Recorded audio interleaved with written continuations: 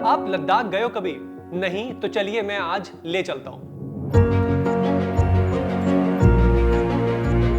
सोचिए एक जगह जहां आसमान इतना नया लगता है कि लगता है धरती से ज्यादा दूर है ही नहीं, जहां पहाड़ों पर बर्फ है, मॉनेस्ट्रीज की घंटियां बज रही हैं और हवा आपके चेहरे पर एक अलग शांति ले आती है।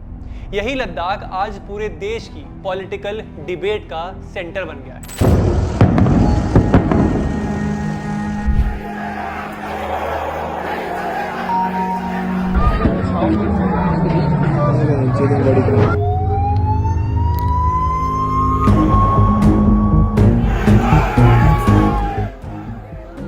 इस कहानी के सेंटर में खड़े हैं सोनम वांगचुक। आपने इनका नाम पहले जरूर सुना होगा। ये वही आदमी हैं जिनकी लाइफ पर 3 इडियट मूवी बनी, जिन्होंने अपनी जिंदगी लद्दाख के बच्चों की एजुकेशन सुधारने में लगा दी। इनका आइस स्तूपा प्रोजेक्ट दुनिया भर में एग्जाम्पल बन गया। बर्फ के टावर बनाते हैं जो गर्मियों में पानी देता है। आज कुछ लोग उन्हें लद्दाख की आवाज कहते हैं तो कुछ लोग उन्हें चाइना द्वारा फंडेड एजेंट बताते हैं। पिछले कुछ दिनों में वहां वायलेंस हुआ, जान गई, गाड़ियां जली, ऑफिसेस पर हमले हुए और असल मुद्दा बीच में फंस गया। लद्दाख के लोग अपने हक के लिए क्या मांग रहे हैं और सरकार क्यों रेजिस्ट कर रही है। आज की वीडियो में हम इसी मुद्दे को डिकोड करेंगे और एंड में आप डिसाइड कीजिए सोनम वांगचुक हीरो हैं, विलेन हैं या लद्दाख कुछ और ही चाहता है।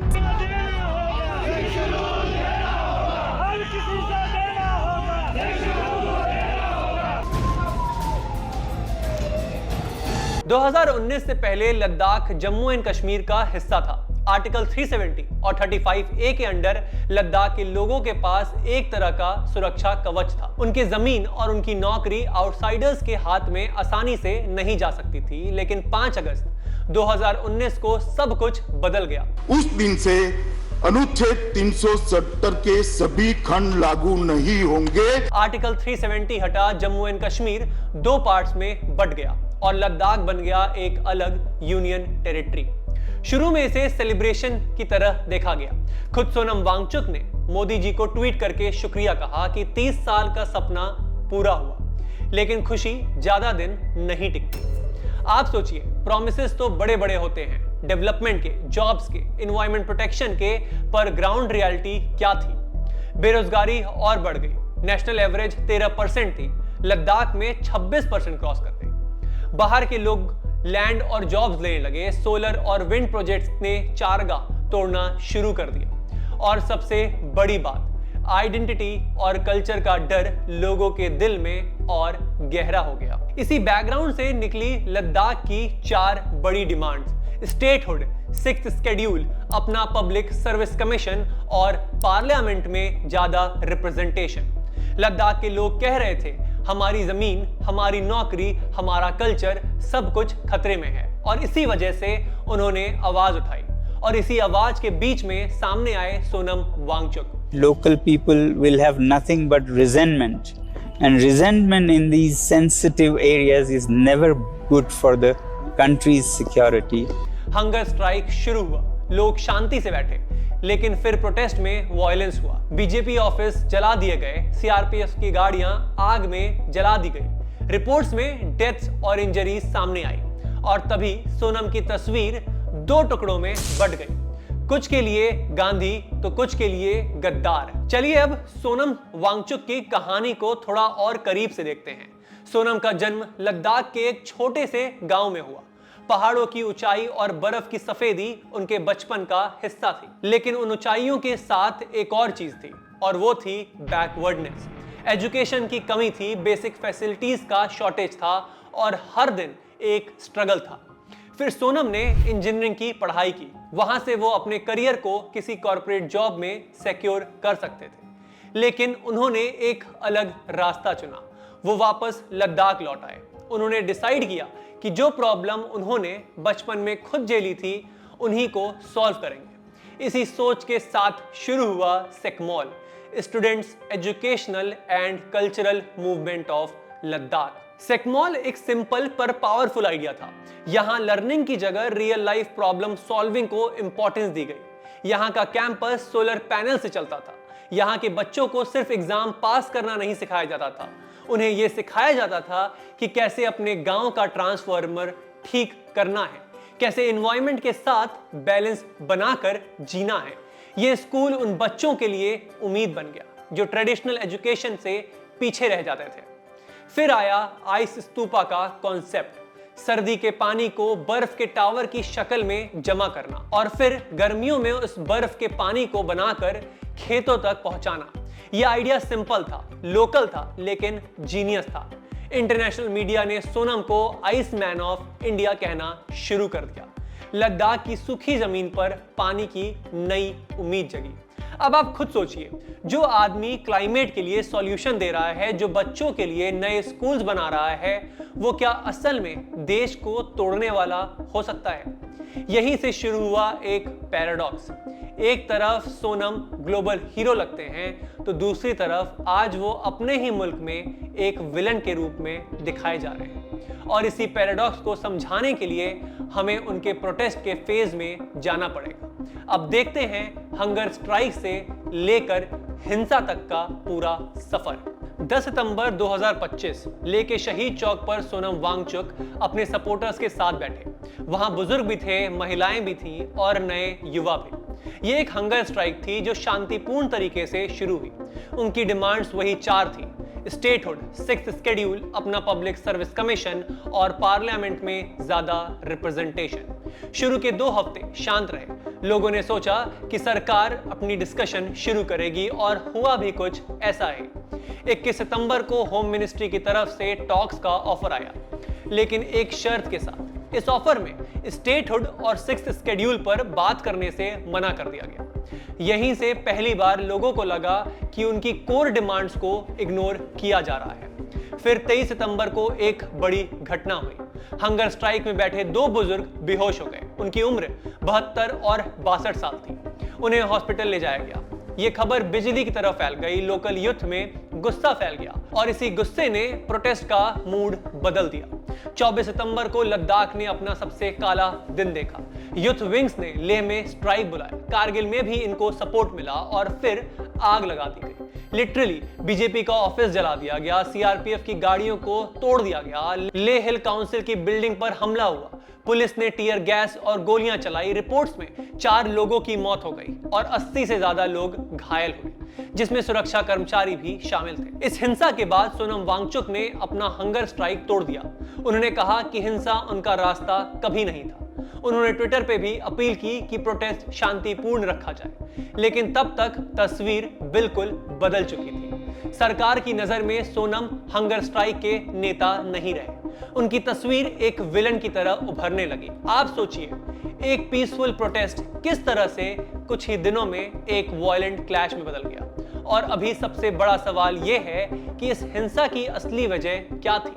क्या यह सिर्फ लोकल फ्रस्ट्रेशन था या फिर यह एक प्लान्ड कॉन्स्पिरेसी थी जिसमें सोनम को फेस बनाकर पेश किया गया? प्रोटेस्ट के बाद सोनम वांगचुक पर कई आरोप लगे। सबसे पहला आरोप था कि उन्होंने अपने स्पीचेस में ऐसे एग्जाम्पल दिए जो यूथ को उकसा सकते थे। रिपोर्ट्स में लिखा गया कि सोनम ने नेपाल और बांग्लादेश और अरब स्प्रिंग के मूवमेंट का जिक्र किया। सरकार का कहना था कि इस तरह की बातें एक सेंसिटिव बॉर्डर एरिया में गुस्से को और भड़का सकती है। लेकिन सोनम और उनके सपोर्टर्स का जवाब था कि उन्होंने सिर्फ कंपैरेटिव एग्जाम्पल दिए थे। उनका मकसद वायलेंट को सपोर्ट करना नहीं था। दूसरा आरोप फाइनेंशियल ट्रांसपेरेंसी को लेकर था। सोनम के सिकमॉल और उनके रिलेटेड ऑर्गेनाइजेशन पर एफसीआरए के कुछ वायलेशन का इल्जाम लगा। कहा गया कि लोकल डोनेशन को गलती से फॉरेन कंट्रीब्यूशन अकाउंट में जमा किया गया है। कुछ ग्रांट्स पर भी सवाल उठाए गए कि वो सही पर्पस के लिए यूज हुए ही नहीं। सपोर्टर्स का कहना था कि ये सिर्फ टेक्निकल एरर्स थे, करप्शन का प्रूफ नहीं है। वो कहते हैं कि सोनम हमेशा अपने प्रोजेक्ट्स और फाइनेंसेस को ओपन रखे हैं और कोई भी गलती इंटेंशनल नहीं थी। तीसरा आरोप उनके एक स्टेटमेंट पर था जिसमें उन्होंने कहा था कि अगर सरकार लद्दाख के लोगों की डिमांड्स पर ध्यान नहीं देगी तो अगली बार लोग चाइनीज आर्मी को रोकने की जगह रास्ता दिखाएंगे। ये लाइन वायरल हो गई। क्रिटिक्स ने कहा कि इससे सोल्जर्स का मोराल गिरता है, लेकिन सपोर्टर्स का कहना था कि ये एक इमोशनल आउटबर्स्ट था, ना कि देशद्रोह की बात। उन्होंने कहा कि सोनम का पूरा ट्रैक रिकॉर्ड देश के साथ खड़े होने का था। उनके एक क्लिप को कॉन्टेस्ट के बिना वायरल करना गलत है। चौथा आरोप था कि उन्होंने मास्क पहनकर प्रोटेस्ट करने की एडवाइस दी थी। गवर्नमेंट के कुछ लोगों ने इसे कंसीलमेंट का टूल बताया, जिससे प्रोटेस्टर्स अपना चेहरा छुपाना चाहते थे। लेकिन सोनम का कहना था कि यह एडवाइस सिर्फ ठंड से बचने के लिए दी गई थी, ना कि वायलेंस के लिए। ये सब आरोप और सफाई इस बात को क्लियर करते हैं कि तस्वीर दो तरह से बन रही थी। सरकार सिक्योरिटी और लॉ ऑर्डर के लेंस से देख रही थी, जबकि सपोर्टर्स सोनम को एक लोकल लीडर्स के रूप में देख रहे हैं, जो अपनी कम्युनिटी के लिए आवाज उठाता है। और इसी टेंशन के बीच आता है लद्दाख का असली सवाल। क्या उनकी 4 डिमांड सही है और उन्हें पूरा करना क्यों जरूरी या मुश्किल हो सकता है? चलिए अब देखते हैं वो 4 डिमांड्स जो लद्दाख के प्रोटेस्ट का कोर बन चुकी है। ये सिर्फ पॉलिटिकल स्लोगन्स नहीं हैं, बल्कि लोगों की जिंदगी और उनकी आइडेंटिटी से जुड़ी हुई बातें हैं। सबसे पहली डिमांड, स्टेटहुड। लद्दाख के लोग कहते हैं कि यूनियन टेरिटरी बनने के बाद उनके लोकल इश्यूज पर उनका अपना कंट्रोल नहीं रहा। कोई इलेक्टेड असेंबली नहीं है जो उनकी आवाज डायरेक्टली दिल्ली तक ले जाए। स्टेटहुड मिलने से लोकल गवर्नेंस स्ट्रांग होगा, ज्यादा फंड्स मिलेंगे और डिसीजन वही लिया जाएगा जो लद्दाख के एनवायरनमेंट और कल्चर के हिसाब से सही होंगे। लेकिन सरकार का कहना है कि लद्दाख एक सेंसिटिव बॉर्डर एरिया है। यहाँ स्टेटहुड से ज्यादा स्टेबिलिटी और कोऑर्डिनेशन चाहिए, जो यूनियन टेरिटरी स्ट्रक्चर में आसान है। मतलब ये डिमांड एक तरफ लोगों के एम्पावरमेंट की बात करती है और दूसरी तरफ सिक्योरिटी कंसर्न्स को लेकर डिले होता है। दूसरी डिमांड है 6th शेड्यूल में इंक्लूजन। ये शेड्यूल मेनली ट्राइबल एरियाज के लिए बना था, जहां ऑटोनॉमस काउंसिल्स को जमीन, रिसोर्सेज और कल्चर पर कंट्रोल मिलता है। लद्दाख के लोग कहते हैं कि आउटसाइडर्स लैंड खरीद रहे हैं, ग्रेजिंग लैंड्स कम हो रहे हैं और उनका ट्राइबल लाइफस्टाइल्स खतरे में आ रहा है।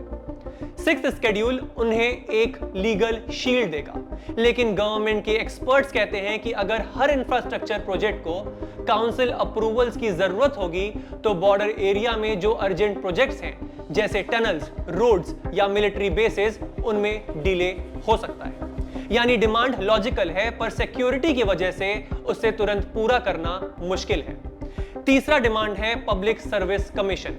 अभी लद्दाख में हायरिंग और एग्जाम्स के लिए जम्मू और दिल्ली पर डिपेंडेंसी ज्यादा है। इस वजह से लोकल यूथ के लिए अपॉर्चुनिटीज कम हो जाती है। पीएससी बनने से लद्दाख के लिए टेलर्ड एग्जाम्स हो पाएंगे और लोकल स्टूडेंट्स के लिए फेयर चांस बनेगा। इस डिमांड्स पर गवर्नमेंट भी लार्जली एग्री करती है और इस पर काम शुरू भी किया जा चुका है। चौथी डिमांड है पार्लियामेंट में ज्यादा रिप्रेजेंटेशन। लद्दाख की पॉपुलेशन सिर्फ 3 लाख के आसपास है, इसलिए अभी उनके पास एक ही लोकसभा सीट है। लेकिन ज्योग्राफी और बॉर्डर इंपॉर्टेंस के हिसाब से लोग चाहते हैं कि लेह और कारगिल दोनों को अलग सीट्स मिले। इससे फंडिंग और आवाज दोनों ज्यादा मजबूत हो जाएंगे। ये डिमांड भी प्रैक्टिकल है, पर इसके लिए डिलिमिटेशन और कॉन्स्टिट्यूशनल प्रोसेस से गुजरना होगा। आप देखिए, ये 4 डिमांड सिर्फ पॉलिटिक्स का मुद्दा नहीं है, ये लोगों के रोजमर्रा के इश्यूज से जुड़ी हैं। एक तरफ एम्पावरमेंट की बात है, तो दूसरी तरफ नेशनल सिक्योरिटी का एंगल है, और जब दोनों क्लैश करते हैं तो सॉल्यूशन निकालना मुश्किल हो जाता है। आपने पूरी कहानी देखी। लद्दाख के लोग अपने राइट्स की बात कर रहे हैं, उनका डर जेन्युइन है। उन्हें लगता है कि उनका लैंड, उनकी जॉब्स और उनका कल्चर खतरे में है। सोनम वांगचुक जैसे लीडर्स उनकी आवाज बनकर सामने आए हैं। लेकिन सरकार के लिए पिक्चर सिर्फ इतनी सिंपल नहीं। यहाँ सिर्फ लोकल आइडेंटिटी का सवाल नहीं, बल्कि पूरे देश की सिक्योरिटी का सवाल है। 2020 के बाद चाइना ने इंफ्रास्ट्रक्चर रेस शुरू कर दी है। भारत के लिए तुरंत और तेजी से रोड्स, टनल्स और मिलिट्री बेसेस बनाना मजबूरी है। अगर 6th शेड्यूल में वीटो पावर्स लोकल काउंसिल्स को मिल गए, तो ये प्रोजेक्ट्स डिले हो सकते हैं, और डिले का मतलब है रिस्क, जो देश अफोर्ड नहीं कर सकता। इसी वजह से गवर्नमेंट कॉशियस अप्रोच ले रही है। वो जॉब्स, रिप्रेजेंटेशन और रिजर्वेशन जैसे एरियाज में प्रोग्रेस कर रही है, लेकिन स्टेटहुड और 6th शेड्यूल पर तुरंत हां करना सिक्योरिटी के लिए थ्रेट बन सकता है। इसलिए सरकार ने उन डिमांड्स पर फिलहाल रुकने का फैसला किया है। यह डिसीजन लोगों को टफ लग सकता है, लेकिन बॉर्डर रियलिटी को देखते हुए यह एक प्रैक्टिकल डिसीजन है। आप समझिए, अगर गवर्नमेंट सिर्फ पॉपुलर डिमांड्स के प्रेशर में आकर बिना सोच समझ के 6th शेड्यूल दे दे तो चाइना और पाकिस्तान इस सिचुएशन का मिसयूज कर सकते हैं। लद्दाख जैसे सेंसिटिव जोन में हमें मैच्योरिटी और फोरसाइट के साथ चलना होगा। इसीलिए गवर्नमेंट का स्टैंड एक प्रोटेक्टिव शील्ड की तरह है जो देश की इंटीग्रिटी और लद्दाख की सिक्योरिटी को बचा रहा है। इस कहानी से एक सिंपल मैसेज निकलता है, लोकल लोगों के इमोशंस वैलिड हैं, पर नेशनल सिक्योरिटी के एंगल को इग्नोर नहीं किया जा सकता। सरकार को भी लोकल आवाज सुननी चाहिए और लद्दाख के लीडर्स को भी समझना चाहिए कि हिंसा उनकी कॉज को कमजोर बनाती है। लेकिन लार्जर पिक्चर में गवर्नमेंट का कॉशियस स्टैंड ही आज के वक्त लद्दाख और भारत दोनों के लिए सबसे सेफ ऑप्शन है। इसलिए कंक्लूजन सिंपल है, सोनम वांगचुक एक इनोवेटर हो सकते हैं, लद्दाख की डिमांड्स जेन्युइन हो सकती है, लेकिन गवर्नमेंट का डिसीजन देश की सुरक्षा के लिए जरूरी है और आज के वक्त सुरक्षा से बड़ा प्रायोरिटी कोई नहीं हो सकता। अपनी राय कमेंट बॉक्स में जरूर शेयर करिए। जय हिंद, जय भारत।